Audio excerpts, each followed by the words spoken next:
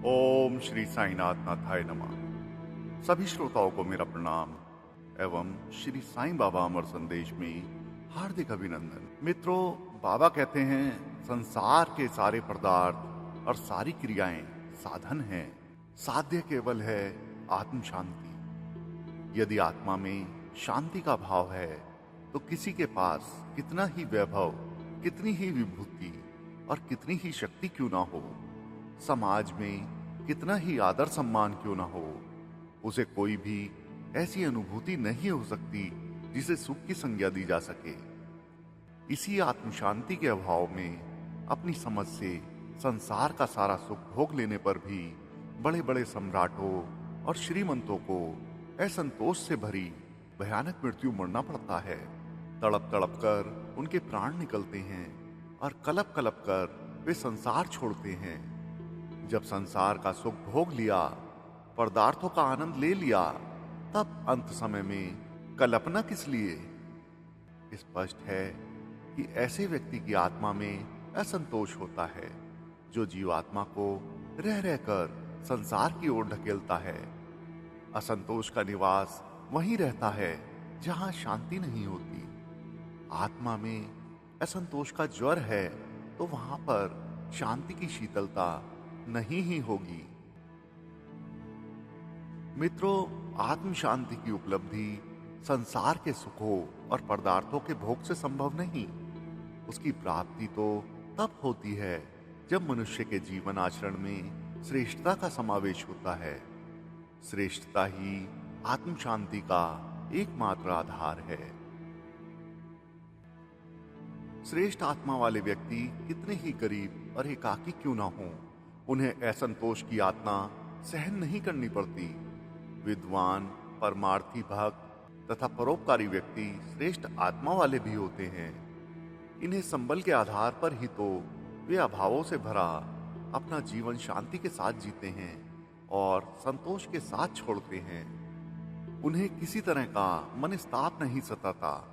ऋषि मुनि, महात्मा, मनीषी, चिंतक तथा दार्शनिक व्यक्ति न कभी धन व्यवहान रहे और न ही उन्होंने संस्कारिक पदार्थों के भोग में ही अपना जीवन निमग्न किया। उनका जीवन सदा ही सरलतम तथा सादा रहा है। श्रेष्ठ व्यक्ति को सारे संसार में, सारी दिशाओं में, सारी घटनाओं तथा सारे संयोगों में केवल कल्याण के ही दर्शन होते हैं। वह शुभ के लिए ही शुभ कर्म करता है और उसके परिणाम को किसी भी रूप में शुभ ही देखता है। निराशा, निरुत्साह, खेद, दुख, पश्चाताप, अमंगल अथवा असंभाव्य की आकांक्षा उसे विचलित नहीं कर सकती। जो स्थिति उसकी असफलता तथा संपन्नता में रहती है, वही सफलता एवं विपन्नता में भी रहती है। उसका हर्ष, उसका सुख और उसका संतोष भंग नहीं होता। दुनिया पर यदि दृष्टिपात किया जाए तो एक दो नहीं, सैकड़ों व्यक्ति हंसते खेलते, बोलते, मुदित तथा प्रसन्न होते दिखाई देंगे। उनको देखकर यह कहना कठिन हो जाएगा कि इनके जीवन में कोई दुख, ताप, अशांति या असंतोष भी हो सकता है। कहने के लिए यह भी कहा जा सकता है कि ये सब श्रेष्ठ आत्मा व्यक्ति होंगे। इन्हें आत्म शांति मिल चुकी होगी, तभी तो यह प्रसन्नता इनके मुखमंडलों पर विराजमान दिखाई दे रही है। पर बात वास्तव में वैसी नहीं होती। उनकी प्रसन्नता का रूप वही होता है जैसे कोई स्वप्न अथवा सन्निपात में हंसना या प्रसन्न होता है। उनकी वह प्रसन्नता मौलिक नहीं होती और ना स्थायी होती है। या तो वे उस समय किसी पदार्थ भोग से छले हुए होते हैं अथवा लाभ अथवा प्राप्ति से विमोहित। उनके हर्ष का हेतु खोजकर हटा दिया जाए तो उनका उल्लास भी नष्ट हो जाएगा। मित्रों, लाखों हजारों व्यक्ति नित्य ही पूजा पाठ करते दिखलाई देते हैं। वे भी ऐसा समझते हैं कि वे उपासना कर रहे हैं। बहुत से दूसरे लोग भी उन्हें उपासक मान बैठते हैं, पर उनकी यह उपासना वांछित फल के साथ सफल नहीं होती। ना तो उन्हें श्रेष्ठता मिलती है और ना ही आत्म शांति। वे पूजा पाठ करने के बाद भी झूठ बोलते हैं, मक्कारी करते हैं। क्रोध, लोभ और मोह उसके वशीभूत रहते हैं, जिसके फलस्वरूप मन में न तो शीतलता और न आत्मा में संतोष की अनुभूति होती है। ज्यों के त्यों शोक संतापों, यातनाओं, त्रासों, शंकाओं, अभावों तथा असंतोषों से पीड़ित रहा करते हैं।